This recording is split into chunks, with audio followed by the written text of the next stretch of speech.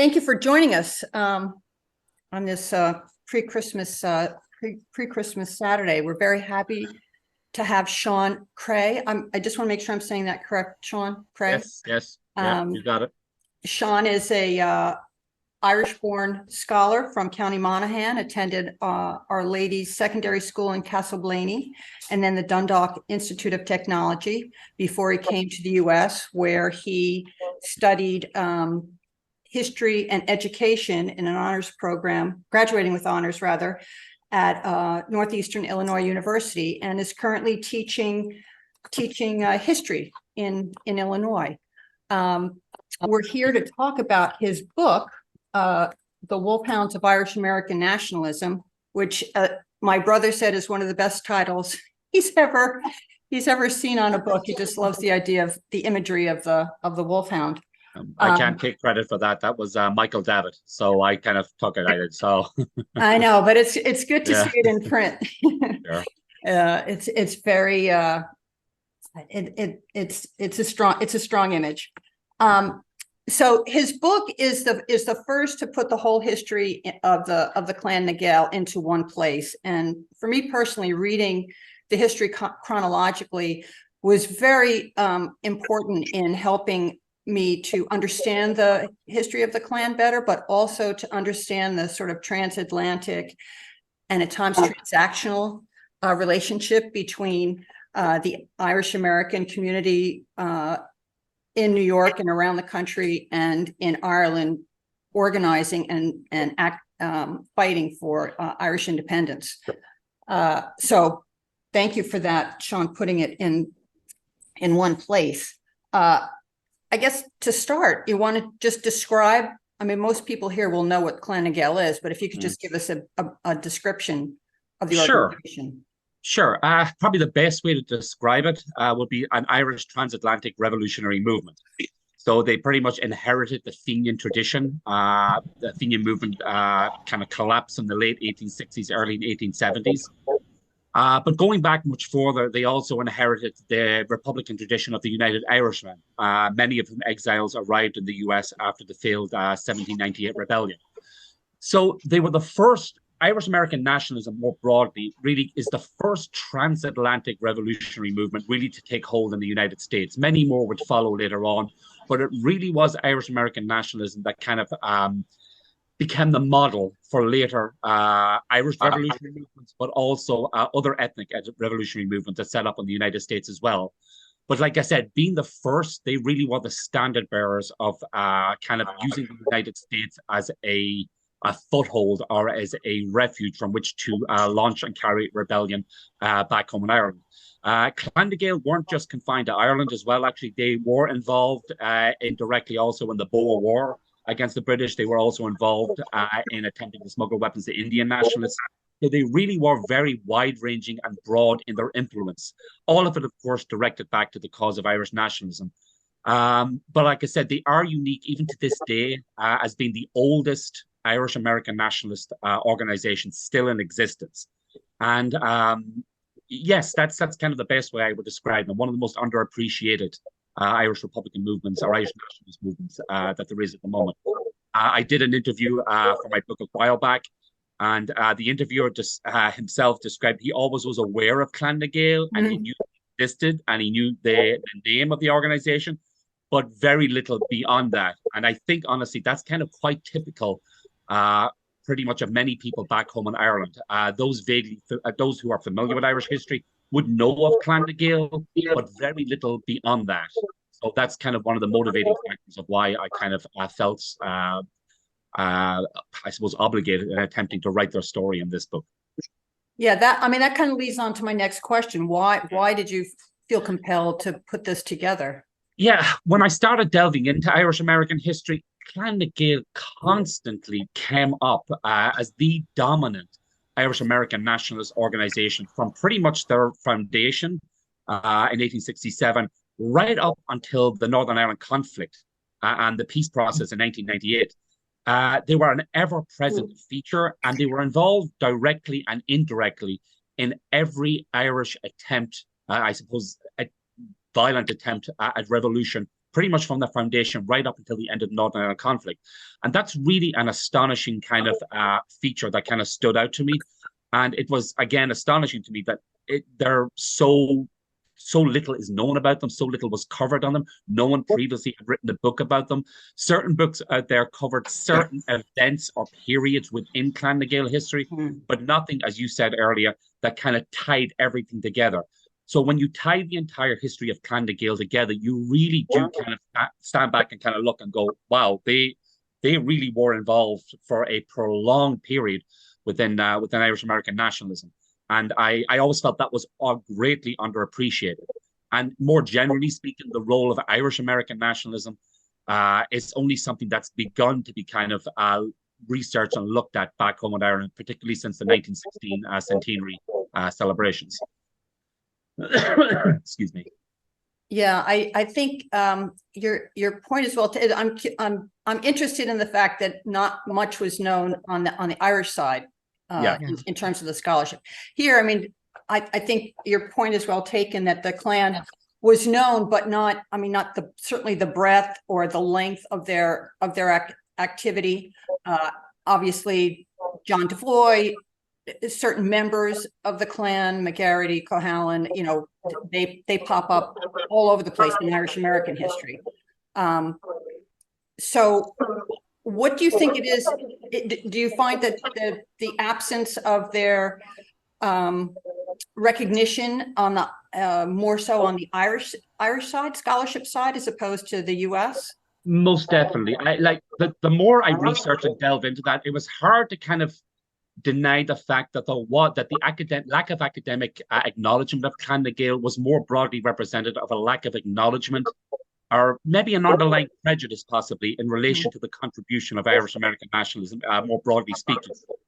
I think part of that may have been the result of the Northern Ireland conflict, where Irish-American support, particularly of the Provisional IRA campaign, was kind of dismissed merely as enablers of revolutionary violence, as those that never had to kind of put up the consequences of that particular violence. As a result, I think, more broadly speaking, Irish-American nationalism was kind of dismissed merely as a fundraising, the fundraising wing of the broader Irish Republican movement back home in Ireland, as opposed to actually a deeply ideological and deeply individual organization had its own ideas, had its own drive that really kind of helped Irish Republicans back home in Ireland to survive through some of the most repressive periods of its history. I discussed that a number of times in the books, how in relation to the IRB, later on Irish Republicanism, when they were at a very low ebb in Ireland and driven deep underground, it was the likes of Clan na Gael and Irish American nationalism that really helped continue it to survive, essentially, in many ways. And I think it's been largely dismissed. I think fundamentally there is a lot of academic bias originally, especially when you look at certain historians, revisionist historians, Ruth Dudley Edwards, Conor Cruise O'Brien, prominent Irish historians that are kind of deeply hostile to violent Irish republicanism, would have seen Clan na Gael and others pretty much as just financial enablers. But when you research Clan na Gael, they had a very unique ideology, they had a very unique aims and purposes, and they weren't willing just to be subservient to the Irish Republican cause back home in Ireland. They wanted to have a say, they wanted to have direction, and they played a major significant role in shaping Irish republicanism right up until the 1916 rise and up until 1920 specifically, but also in the formation of the Provisional IRA from 1969 onwards as well. So I think that's something that's been deeply missing in Irish academia. Some of your research suggests that lack of credit given to the clan could have emerged from Irish activists themselves. I mean, certainly De Valera, according to part of your narrative, is that at times he seemed to just look at the American side as a fundraising outlet and kind of resented their interest in actual revolutionary activities or militant action. It goes the whole way back to Daniel O'Connell almost. Daniel O'Connell, Parnell, De Valera. I think they resented the independence, essentially, of Irish American nationalism. the expectation was that they would fundraise and pretty much be subservient to the wishes of Irish nationalism back home in Ireland. What they never really appreciated was, like I said, the uniqueness of how Irish-American nationalism developed. It did not only have interests in the Irish cause back in Ireland, independence, but it had cause in domestically in the United States in relation to isolationism, in relation to resisting Anglo-American alliances. They had a broad swathe of interests, actually, that Irish independence, of course, being the most prominent, but Irish nationalists never fully came to grips with that. That wasn't just the entire focus. They were an Irish-American organization. So that the American part was something that the likes of De Valera in particular kind of never fully grasped and in some ways resented, because it was the American part that for a long time prevented him getting control, so to speak, of the huge financial resources of Clan na Gael. And like I said, before that, Charles Stewart Parnell attempted to take over the Clan's financial resources. He failed. Prior to that, Daniel O'Connell never understood the unique position and position of Irish Americans and how they kind of developed and how they evolved and what their particular interests were. And this was something that manifested itself numerous times in my book. And it was something that like I said, you could argue right up until 1998, Irish-American nationalism was something that was never fully, I would go as far as saying dismissed almost, until the role, of course, of Bill Clinton and later on in the role of the peace process. But prior to that, it was dismissed essentially. And Irish republicanism for a long time had to grapple with the uniqueness of Irish-American nationalism and their interests, not just with Irish independence, but domestically in the United States as well. It's that facet of the relationship between the Irish and Irish Americans. I'm not a military or IRA historian as much as you are, but just socially and culturally, that division between what's Irish and what's Irish American is contested from the get-go, especially after the famine migration and the development of communities here, urban communities in New York and around the country. That, who defines what that is was a real sticking point. And I think it still is. There's obviously a relationship, but the connection is strong, but the definition of each is different. Yes, I think you hit on it exactly, because the famine period was absolutely pivotal in the formation of Irish-American nationalism. So those that stayed in Ireland managed to very slowly recover from the trauma of that horrific event and re-establish communities and rebuild communities in an environment which was majority Irish, majority Catholic, and slowly but surely emerged to rebuild communities and societies that had existed before the famine. What was different about the Irish-American experience, those that came here to the United States could not build those similar communities and links again. What they had to do was build a unique Irish-American community within what was at times hostile nativist environment, in an urban environment, which they did not come from primarily, and also alongside other ethnic groups, some of which they had to compete with economically, particularly African-Americans and other groups as well. So this unique society, which they were forced to kind of almost create from scratch, essentially, when they first arrived here, created an Irish-American nationalism that was a lot more, to approach it better, a lot more hardened, a lot more uncompromising, because like I said, they faced, the famine trauma did not end with their arrival in the United States. It did not end in the next generation. It was an ongoing, continuing struggle and fight for generations afterwards. Like I said, against nativism, to get on the socioeconomic ladder, and they had to build a community that really, in the end, the likes of Clan na Gael ended up thriving within, multi-layered, sophisticated urban ethnic communities that survived longer, arguably, than most other ethnic communities in the United States. You had at the base of that, of course, the Catholic Church, Catholic education in schools, which were at the fundamental base level. You had fraternal Irish organizations, which helped newly arrival immigrants.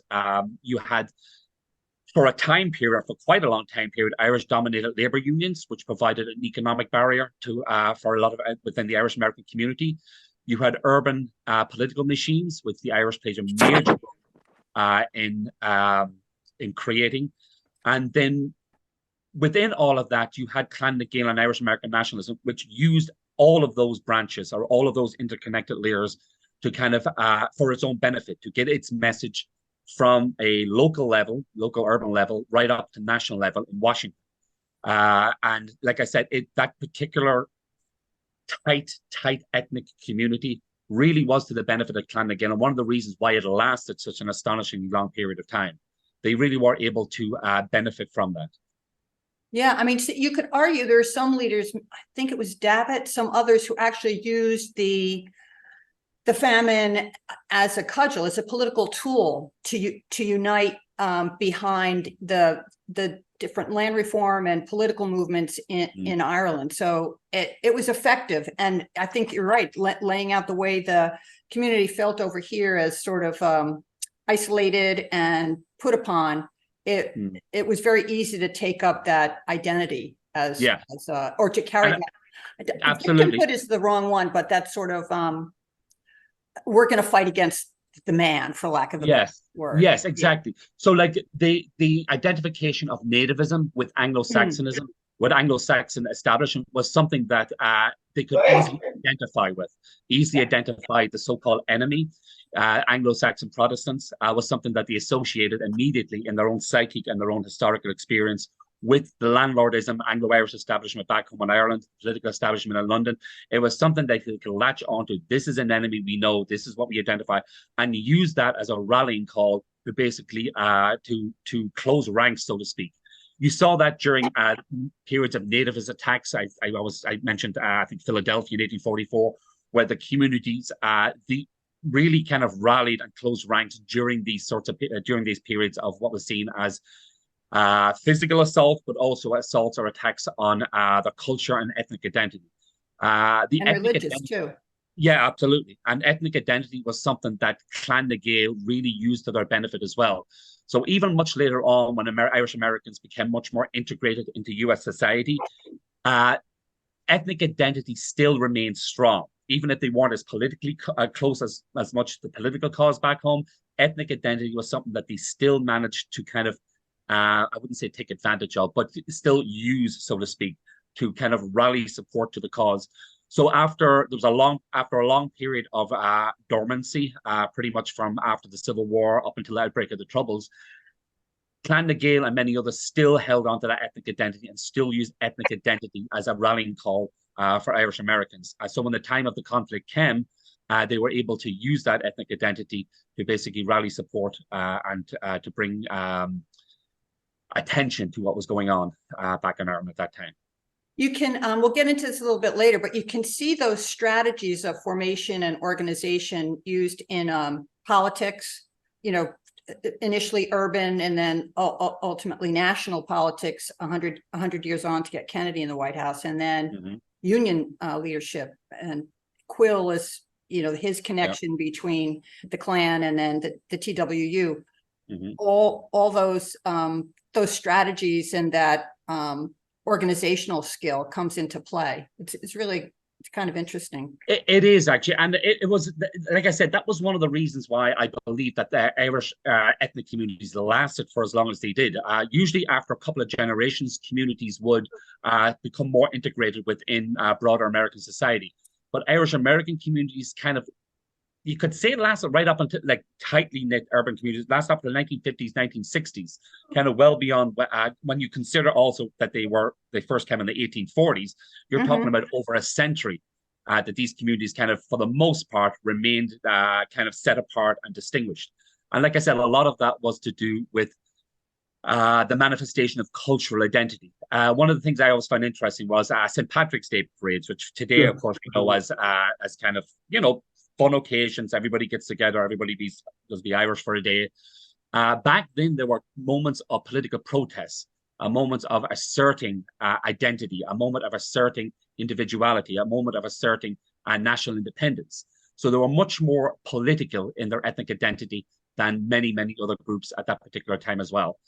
So that was an interesting thing. The more you looked into St. Patrick's Day parades back during that time period as well, that kind of it manifests itself most visibly during those occasions. The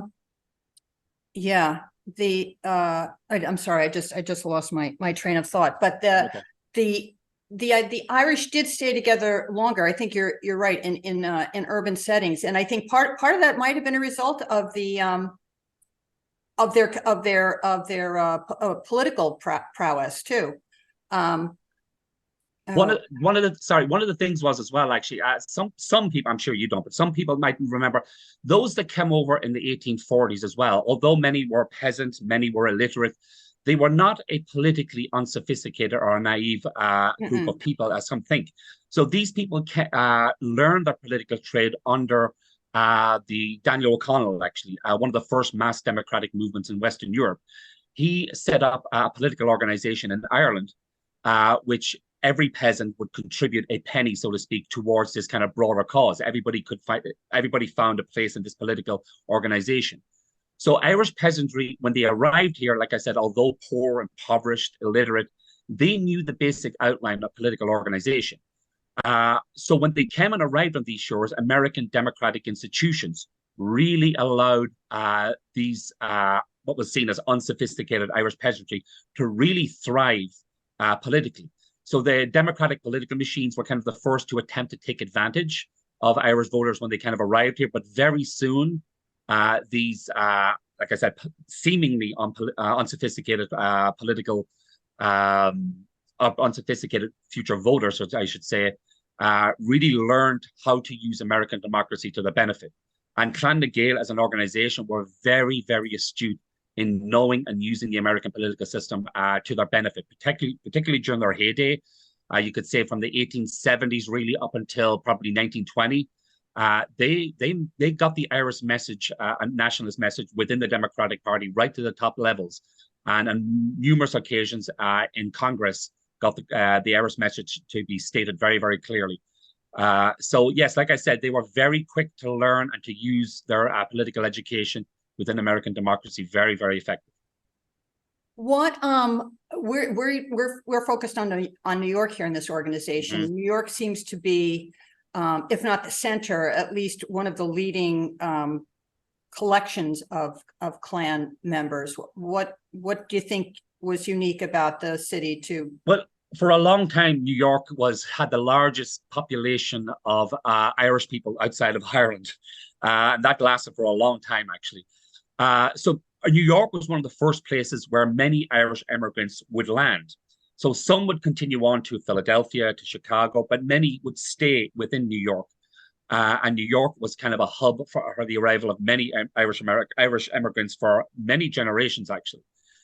So my quill always pops to mind, actually, when I think about this. So when generations of Irish immigrants would arrive, they would arrive into New York within an established Irish network. You still see it in many cities today, actually. An established network that would help many immigrants find employment, that would help many immigrants find accommodation, that would connect Irish immigrants up to a fraternal organization, which would set up different county societies. If they were from a certain part of Ireland, they would be told where the Donegal Society is or where the Galway Society is. And therefore, immediately, very quickly, they would find a sense of community within New York.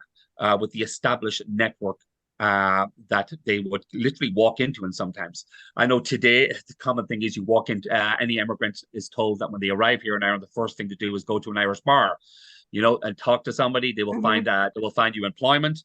You get employment, then you make contacts then from there with other Irish people within the community. And it's an established network. You still see it today. I experienced it myself, actually, but particularly back then, from pretty much, you could say, 1840s onwards, that network was very, very powerful. Mike Quill was probably the best example of that, the setting up of his union, the Transport Workers Union of America.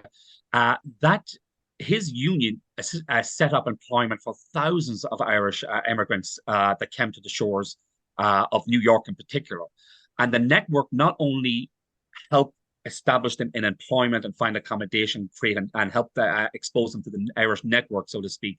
But also it got them particularly active within Irish political organizations. So if they had a political inclination, they were directed towards possible membership of Clan na Gael, different IRA clubs that were, if they had an IRA background, different IRA clubs within New York as well. So that network was extremely important. And like I said, you still see remnants of it today.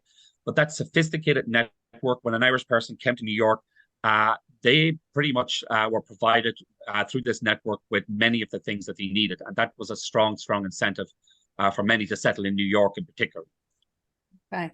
I'm going to stop here. We seem there's having another technical difficulty. It seems like we only have 5 minutes left in this meeting. So, okay.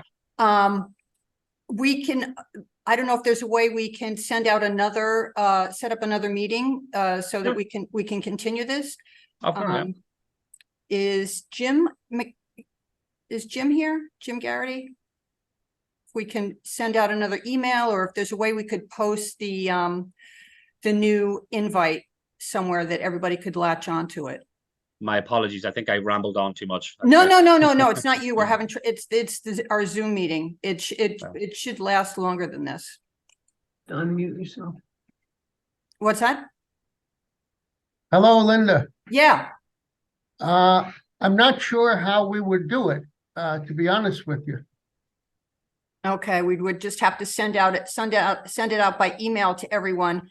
There's not a reply all on our Well, Linda, can I bother you for a minute? Linda, Yeah. with my sisters and I have a Zoom all the time. When we get cut off like this, we just go back to the invitation and go right back in.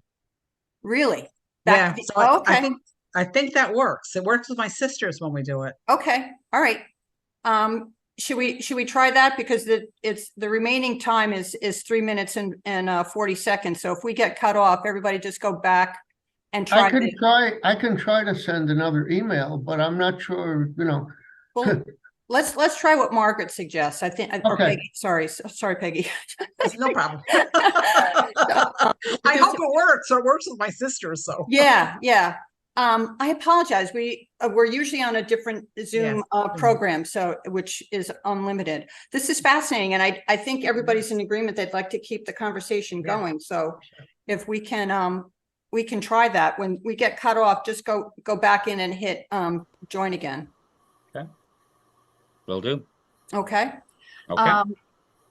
All right. So yeah, I agree with you about New York, and then Quill, and I also a couple of the other things I want to get into are just the Eamon de Valera as a character, and how he I don't want to say used or manipulated or facilitated the relationship. And a close professional colleague of mine, Joe Lee, always said that if it wasn't for Irish America, there would be no independent Ireland, because they were instrumental in that direction, not just in financial terms, but in support, political and otherwise. What else can, and it, in relation to that statement, I would completely agree with that. The sister organization of the Clan na Gael back in Ireland, the Irish Republican Brotherhood, was dormant to semi-dormant to completely dormant from its inception right up until almost 1916. It was Clan na Gael that pushed the Irish Republican Brotherhood into action, that gave financial aid to the Irish Republican Brotherhood, that pretty much laid the foundation significantly for the 1916 rising as well. So without Clan na Gael, the Irish Republican Brotherhood in Ireland would have been essentially a dormant organization that would not have played anywhere near the role that it did to instigate the 1916 rising, which of course triggered then the War of Independence. So that the relationship, it was very lopsided between Clan na Gael and the sister organization in Ireland. The Clan was by far the dominant sister organization of Irish republicanism between the two branches for many decades. And ironically, it was the 1916 rising which the clans played such a huge role in instigating, that would eventually lead to its downfall 4 years later in 1920, which we could discuss as well, actually, because by empowering the Irish Republican Brotherhood and by giving them the means to action and by giving them the central role in that rising, that would create an Irish Republican movement in Ireland that would drift further and further away from relying on Clan na Gael or needing Clan na Gael essentially for its purposes in Ireland, and starting to see it just as a financial enabler. So Clan na Gael were kind of like victims of their own success, essentially, in many ways, because the IRB then started taking the dominant role, which then became the Irish Republican Army.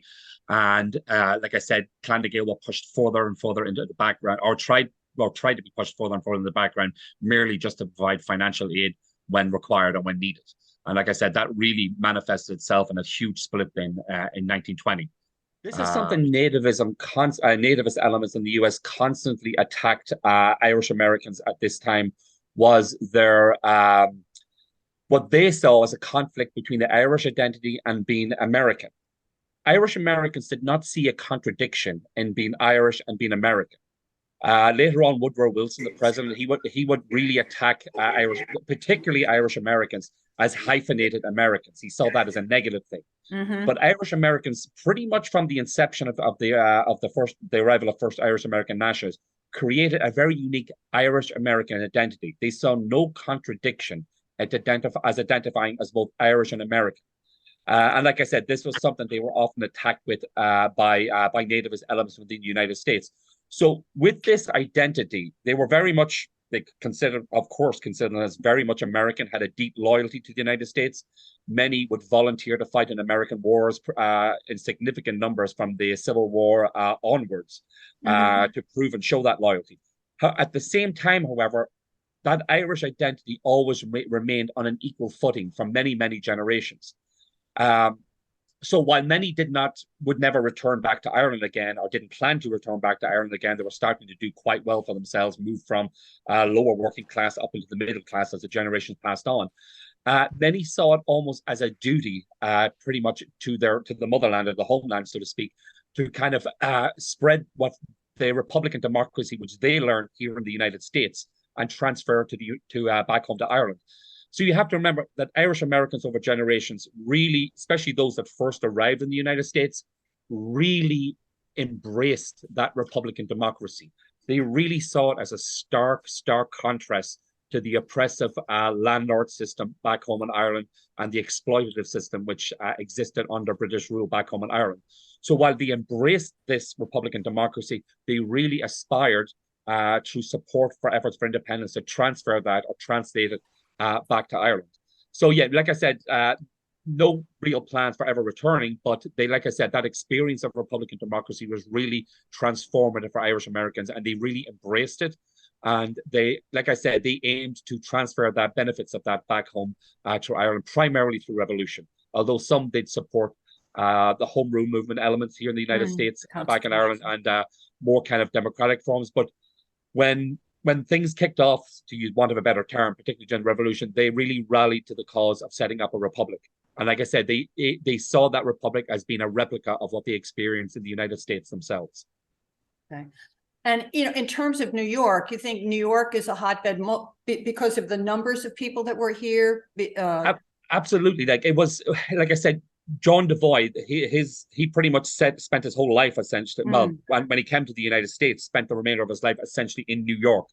And the reasons for that primarily were because it was a power base in numbers and in fundraising for Clan na Gael. The Clan na Gael, as the years progressed, there would be somewhat of a conflict between the Philadelphia Clan na Gael and New York, with Philadelphia being under the Joseph McGarrity, be considered the more militant or the more kind of Irish element, so to speak, while Devoy, who represented the New York branch of the clan, was much more Irish American. That difference would become more pronounced as with the setting up of the Friends of Irish Freedom, which was a hugely successful financial fundraising organization dominated by, technically it was a separate organization, but it really wasn't. It was essentially a branch of Clan na Gael. They dominated the governance of that organization. Once McGarity got onto the Friends of Irish Freedom, onto the board, he became the leading voice of saying that all financial resources should be sent directly back to Ireland and they should dictate how the money is spent. Whereas Devoy and Colohan, they had a distinct idea that the money should be used partially for that, but also to agitate for American isolationism, also to agitate against any Anglo-American alliance. So they were much more they were much more aware of the Irish-American element and what needed to be done in the United States and not just back in Ireland. And that became a real point of contention, it did, between what I call the Irish faction and the Irish-American faction of Clan na Gael. 1916 really was the starting point of that, and then it came to a major loggerheads then in 1920, essentially. But they keep coming back to the US, even with this tension and, wrestling for control. Yes, nobody was under any illusion. Even De Valera, as much as he might have resented Irish Americans, as much as he might have resented Clan na Gael, as much as he might have resented Irish American political independence from himself in particular, he also was no fool. He knew that United States was an emerging world power. He knew that Irish Americans were a very powerful political voice and lobby within the United States. So as much as he resented and carried a psychological resentment because of his own personal background to Irish America more broadly, but also Clan na Gael, he was also very realistic about about the power that Irish America held. So he had to, on many occasions, up until 1920, kind of swallow his pride, so to speak. For him, it was always one of those criticisms, even back home by Irish historians, was why did De Valera leave leave Ireland in 1919 at the height of the War of Independence and come to the United States? That's kind of been a question that was kind of being used as a real point of debate or criticism of De Valera. Because some argued he should have stayed in Ireland as the president-elect of the Republic during, like I said, the bitter War of Independence that being fought. However, the fact that De Valera came to the United States at the height of the War of Independence back in Ireland was a realization on his part just how important Irish America was. Like I said, as much as he resented them, he realized that it was in America, it was in the United States that a big part of this war was going to be won through propaganda efforts, through fundraising. But he came up against a real shock when he came to the United States. Although he was feted as the leader of the Republic, the surviving leader of the 1916 Rising, he quickly realized that he was not the controlling factor of Irish-American nationalism. As much as he was, like I said, feted and welcomed and almost hero worship. He came up against John Defoe, he came up against Colin, he came up against Irish-American nationalism, which had already been established in the United States at that point for numerous generations. So like I said, he received a shock when he came over, but also the fact that he did come to the United States was a realization on his part just how important Irish America was at this time. It's not just the money, especially in 1919. It's also visibility to other Americans, not just Irish Americans, to sort of rally the troops, so to speak, or raise the visibility, show that they weren't crazy vigilantes. And absolutely, yeah. And also, like Wilson, the U.S. government at this time never formally recognized him as a head of state, never formally welcomed him in Washington. They tried their best to ignore him. Wilson had his own Anglophile prejudices because of his own background, but he was essentially ignored by the political establishment in Washington. But essentially what happened when De Valera came over, he was essentially treated by Irish America as a visiting head of state. Here in Chicago, he went to the Soldier Field. He went not Soldier Field. The Cubs. Shows you I'm not up to American sports, right? But he went to many stadiums. He went to Red Sox Park, which like sold out essentially. So even though Wilson and his government didn't recognize him or didn't really entertain him as such, he was essentially a traveling head of state within the United States, the likes of which really had not been seen in the United States before that point. And like I said, this was a time when Wilson was trying to get the United States into the League of Nations, was trying to basically get America away from isolationism and become more of an active part. But Irish America at this time saw this as a growing Anglo-American alliance, which they deeply resented. And they were a powerful bloc in pretty much preventing the US becoming a member of the League of Nations. Many people think of the isolationist wing in American society this time as rural America, as many within the South and especially, but also within urban city centers. Irish America was really a leading voice in isolation during this time, and they focused purely through the lens of the threat that they saw from a growing Anglo-American alliance. So this was something that De Valera really didn't care about. His 100% focus was on, you raise the money, give it to me. I will spend it or see it spent as how I see to the benefit of the cause back home in Ireland. Irish America, particularly Devoy and Colohan, did not see it that way. They saw that this was to be used not just for the cause of independence in Ireland, but also within the Irish-American isolationist movement and the fight against the Anglo-American alliance in the United States at this time. And that was a real issue, a point of contention between both factions. Brendan Behan always says, look to the split when you examine any Irish institution, any gathering of the Irish. And, you know, obviously we've talked about the splits. What do you think was the most challenging or the most damaging of the splits? You're right. Like when you look at the book I wrote, there was numerous minor splits that happened throughout Clan na Gael history. Some of them actually managed to kind of heal, and then certain breakaway groups will come back in again. I think of Jeremiah O'Donovan Rossa. However, 1920 was a split from which Clan na Gael never recovered from. This was one deliberately instigated by De Valera. He had made contact with Joseph McGarrity in Philadelphia through Patrick McCartan, both men coming from the same small town in County Tyrone. And it seems that the groundwork was laid for this even before De Valera's visit to Philadelphia. And McCartan was the same linchman. It was McCartan that communicated to De Valera that the preferred leader of Clan na Gael would be Joseph McGarrity. He would be the one most likely to cooperate with De Valera's wishes of pretty much giving control of the financial resources to De Valera. So when De Valera came over to the United States, it was obvious that Devoy and Colohan were never going to back down and going to stay solid. So De Valera immediately threw his voice and efforts behind McGarrity in particular. And McGarrity then became the voice of De Valera, so to speak, and of Irish nationalism within Clan na Gael. And this came to a momentous moment where in a clan meeting I believe in New York, that De Valera burst into the room and pretty much demanded his moment. And it was a momentous moment in Irish American history because it really was the ultimate clash between domestic Irish nationalism and Irish American nationalism. It was kind of encapsulated in that moment. And like I said, De Valera it's considered, I suppose, by historians today, politically ruthless and very astute. And he had the split manufactured through McGarrity within Clan na Gael in order to gain control of the financial resources. Yeah, he is. You used the word ruthless a couple of times. He's a kind of a master politician.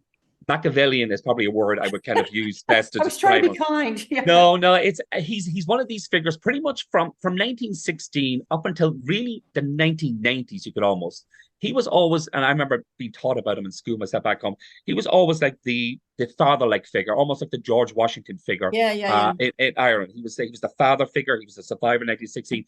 However, that really did change with the publication of Tim Pat Coogan's book, a biographical work on De Valera, which was the first major work to really criticize De Valera, to really kind of expose the Machiavellian nature and that kind of concentration of power in his own hands. And from that point onwards, from the publication of Tim Pat Coogan's book, De Valera's image within Irish history and with Irish society has greatly diminished. He's not seen as the same figure that he was for many generations, particularly my parents, my grandparents, and so on. And to be honest, I really did see that Machiavellian nature, that kind of wanting of concentration of power purely in his hands in relation to his dealings with Irish America and within Clan na Gael. It kind of was really, really prominent during that particular time. And like I said, I also explained his own personal background in relation to Irish America is very complicated. Of course, he was born in the United States. There's question marks over the legitimacy of his birth. There's the issue of the abandonment by his mother, his removal back to Ireland to where his uncle lived, and the psychological issues that caused with him in relation to his attitudes to the United States. I kind of commented a little bit on that.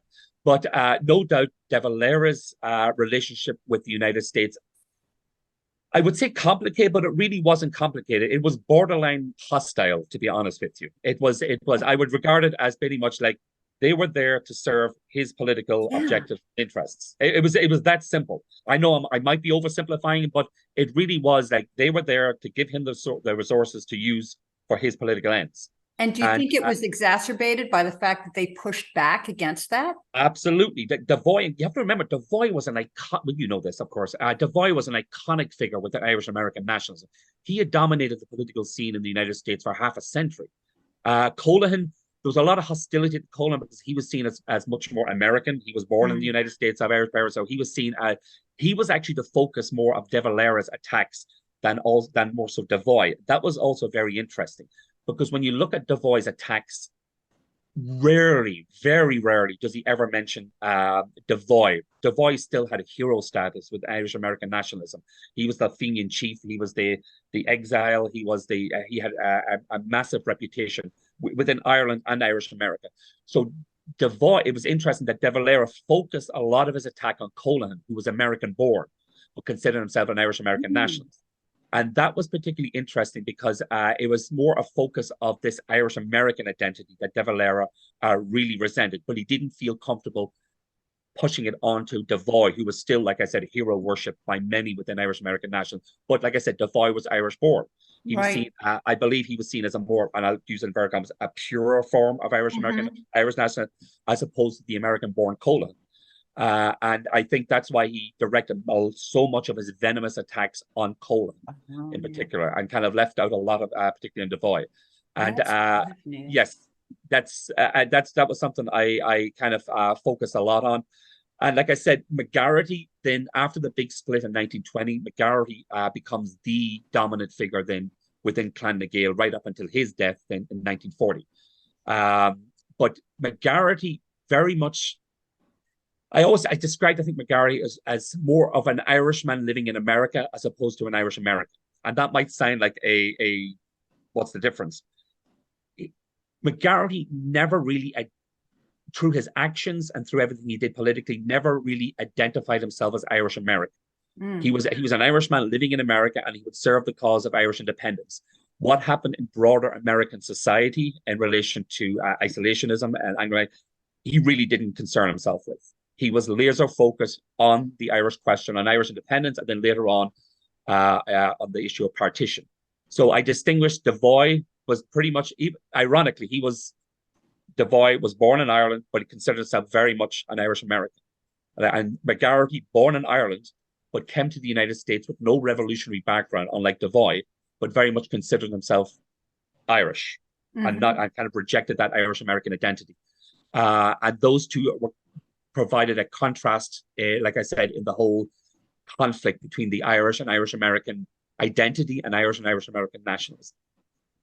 Yeah, it's fascinating. And some Devoy is obviously deserves his own day or own discussion, but it's kind of heartbreaking because it seems like he died of a broken heart. But yes, 1920. I think an exaggeration. Yeah, he died 8 years later, in 1928. And Devoy, I can't overstate his hatred of De Valera, who he completely blamed for, as I think history will prove him right, for the break in Clan na Gael. He died 8 years later. His body was moved back to Ireland. He was buried back home in Ireland. And I don't think that was any slight to his long life in the United States. I wouldn't consider it that at all. But after spending so long in pretty much exile in the United States, he had his body returned. And ironically, Joseph McGarity, who considered himself Irish as opposed to Irish-American, is, of course, buried in Philadelphia, which is one of those kind of, because he did not want to return or get buried in County Tyrone, which was still part of Northern Ireland and British rule at that time. So he's buried in Philadelphia, which his grave is still well kept, actually, by the Irish-American community there as well, actually. So there's many different contradictions and ironies in that those two figures always represent that conflict, I suppose, within Irish America, more broadly, but also particularly in the nationalist question. I mean, it's fascinating. Yeah, it really fascinating. I've got a bunch of questions here, but I'm conscious of time. It's interesting. I'll say this comment and then open it up to questions. It's interesting to me that world events, so if not conspired converged on events with Irish independence to sort of thwart it, nip in the bud. World War I, World War II, you know, obvious examples. Thoughts on that, or? Yeah, absolutely. No, absolutely. Correctly. The one thing I found that played a particular role, particularly in post World War One, definitely post World War II, was the Cold War issue. Because Clan na Gael had identified themselves very much as an anti-imperialist movement. And of course, the term anti-imperialist was one which the likes of McCarthyism at that particular time automatically would identify with communism. It didn't help that Mike Quill, who was known as Red Mike, sometimes, or Red Quill, was extremely left-leaning, as was his union at that particular time as well. And also, they had to walk that tightrope. And again, it was the accusation of like being un-American. You know, that was he president of the Klan at that time? He wasn't president. It was made up of a controlling council. There was never one figure who was overall leader. There was dominant figures for sure, but there was Devoy, believe it or not, he was on the council. He was a dominant figure, but they didn't have a president figure, but a ruling council. But at that time, it was the Cold War really made the situation extremely hazardous for all ethnic nationalist organizations at that time, but particularly Clan na Gael. And during the Cold War, of course, the Anglo-American alliance became closer and closer and closer, which made the whole arena of operation for Irish-American nationalism much more difficult to actually to traverse. So the Cold War, I would say, was a struggle that Irish nationalists back in Ireland didn't have to confront as much as opposed to their Irish-American counterparts here. Because like I said, McCarthyism had the likes of Mike Quill on the radar. Any rhetoric surrounding anti-imperialism also brought the attention of McCarthyism in that as well, actually. So that was something that was always a major hurdle that they had to deal with during this time as well. Okay. Why don't we open up, because I don't want to be caught short on time again. Does anybody have any questions or any comments about the Klan? I don't know if because you can unmute yourself if you want to talk.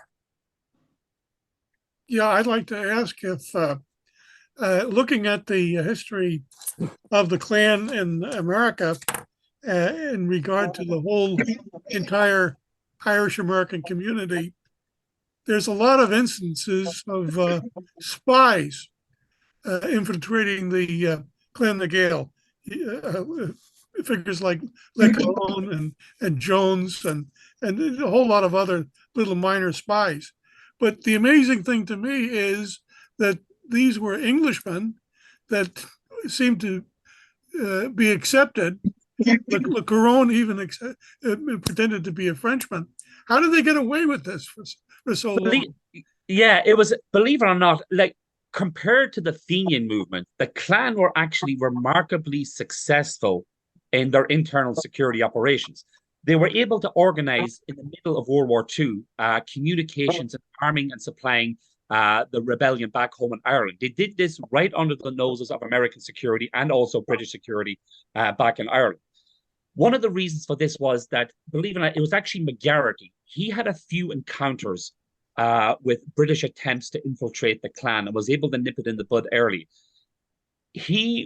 Because of these early interactions, he was extremely security conscious. Believe it or not, in 1940, when the Klan launched their bombing campaign in Britain, they did this, like I said, in the middle of World War II, right under the noses of the FBI in the United States, were able to organize and orchestrate a bombing campaign from America in Britain, which was a remarkable security feat. So the Klan, compared to their previous Fenian counterparts, they were a much more tightly knit, security conscious organization than the likes of the Fenian or even the IRB in Ireland. The IRB had a terrible reputation for infiltration by informants and by British intelligence. But the Klan were much more tightly organized, much more tightly knit.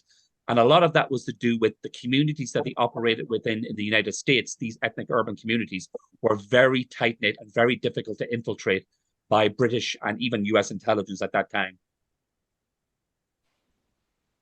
We had another question in the chat room, a little bit about the O'Mahony faction of the of the clan?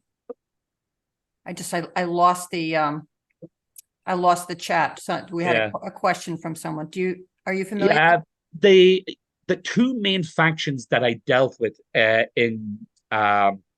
was a time when there was under Sullivan, the Chicago faction, primarily within this time, the primary conflict within the clan from definitely 1916 onwards was the McGarity control faction within Philadelphia and the Devoy Colon control faction within New York. They were the two dominant factions. There may have been other minor factions at that time, but those two factions dominated Clan na Gael essentially from its inception right up to the era of Quill and beyond, indeed. So those two factions pretty much were the dominant ones, and they, like we talked about earlier, they very much represent that conflict between Irish nationalism, McGarity representing Philadelphia, and a particular Irish-American nationalism seen in New York under Devoy and Colon. Okay. Ed, did you want to offer any observations or? Are you speaking of this Ed? I see there's another Ed. Yeah, no, Ed O'Shaughnessy, sorry.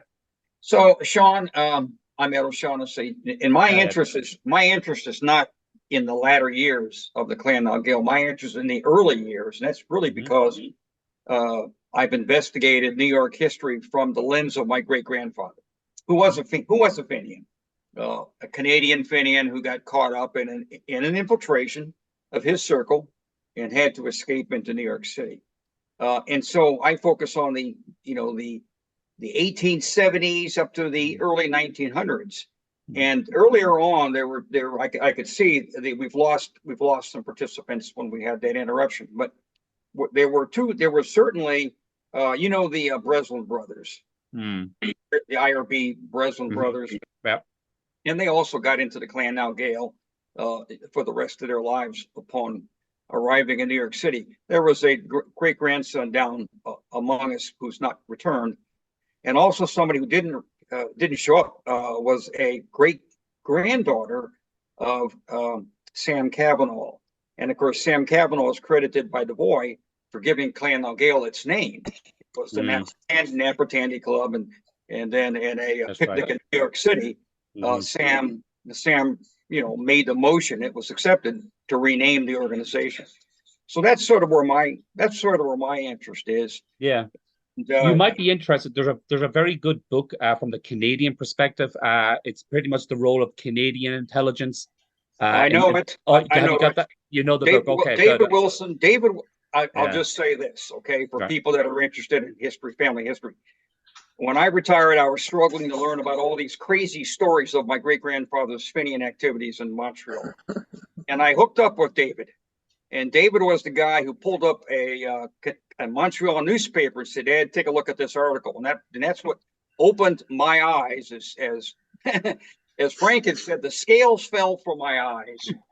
And I learned all about it. Was the thing that pushed me into learning all about my great-grandfather. Yeah. So yeah, David and I have been in communication for years. A great supporter of my early research. That's good. Well, just to let you know, I'm from County Monaghan originally. I was born just a few miles away from the birthplace of John O'Neill, who led the Fenians at the Battle of Ridgeway. So his birthplace can still be found back home in Monaghan, actually. So if you're ever in that direction, definitely let me know, and I can lead you out there. Yeah, so, my ancestry is from from Clare, West Clare, in fact. West Clare. Okay. Well, that's interesting. So I was gonna ask for your email address after this from Linda, and communicate with you. I'm looking in I'm interested in the early history. I'm writing a story right now for the Roundtable's Journal about the Irish Revolutionary, I make that distinction, Brotherhood, Veterans Association, and they've got their own story in New York City, and I'm developing that. I'd be interested to read that, actually. Yeah. Absolutely. Yeah. Linda, there was an earlier question, I believe, about possible connections between the Fenian movement in the United States and Clan na Gael. Were there connections? So actually, the Fenians actually lingered on for kind of longer in different factions than many people thought, actually. They ended up in the long run amalgamating within Clan na Gael.